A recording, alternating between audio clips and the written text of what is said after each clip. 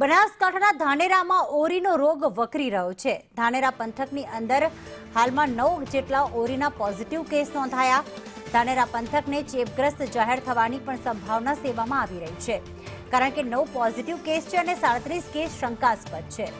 ગાંધીનગર આરોગ્ય વિભાગની ટીમે નિરીક્ષણ કર્યું। છેલ્લા 3 માસથી સતત કેસો વધતા આ તપાસ કરવામાં આવી।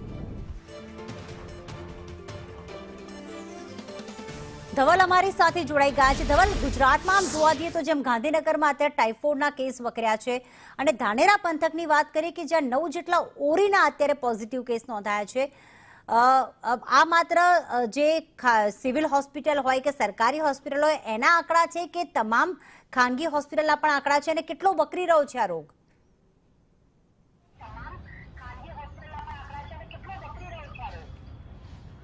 પ્રીતિ, ચોક્કસથી બનાસકાંઠા જિલ્લાના ધાનેરા પંથકમાં ઓરીના વધતા કેસોએ હાહાકાર મચાવી દીધો છે। ધાનેરામાં અત્યારે 9 જેટલા ઓરીના પોઝિટિવ કેસ છે, તો 37 જેટલા શંકાસ્પદ કેસ સામે આવતા હડકંપ મચી જવા પામ્યો છે।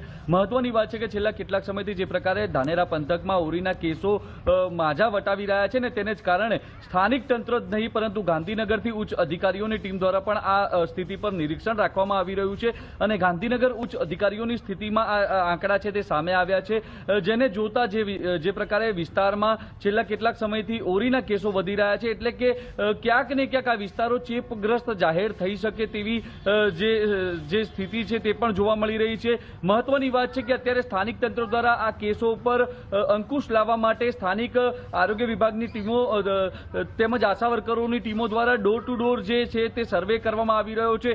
રસીકરણને લઈને સર્વે કરવામાં આવી રહ્યો છે।